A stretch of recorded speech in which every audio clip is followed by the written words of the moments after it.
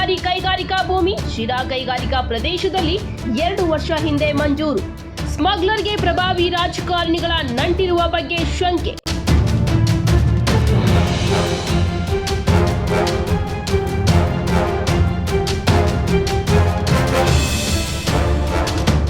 ಚಿನ್ನ ಕಳ್ಳ ಸಾಗಾಣಿಕೆ ಪ್ರಕರಣದಲ್ಲಿ ಬಂಧನಕ್ಕೆ ಒಳಗಾಗಿರುವ ನಟಿ ರನ್ಯಾ ರಾವ್ ನಿರ್ದೇಶಕಿಯಾಗಿರುವ ಕಂಪನಿಗೆ 2023ನೇ ಸಾಲಿನ ಕರ್ನಾಟಕ ಕೈಗಾರಿಕಾ ಪ್ರದೇಶಾಭಿವೃದ್ಧಿ ಮಂಡಳಿಯಿಂದ ಶಿರಾ ಕೈಗಾರಿಕಾ ಪ್ರದೇಶದಲ್ಲಿ 12 ಎಕರೆ ಸರ್ಕಾರಿ ಜಮೀನು ಮಂಜೂರು ಮಾಡಿದ್ದ ವಿಚಾರ ಚರ್ಚೆಗೆ ಗ್ರಾಸವಾಗಿದೆ.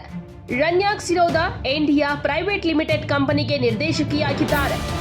ಪ್ರಭಾವಿ ರಾಜಕಾರಣಿಗಳ ಸಂಪರ್ಕ ಇಲ್ಲದೆ ಸರ್ಕಾರಿ ಜಮೀನು ಪಡೆಯುವುದು ಅಷ್ಟು ಸುಲಭವಲ್ಲ.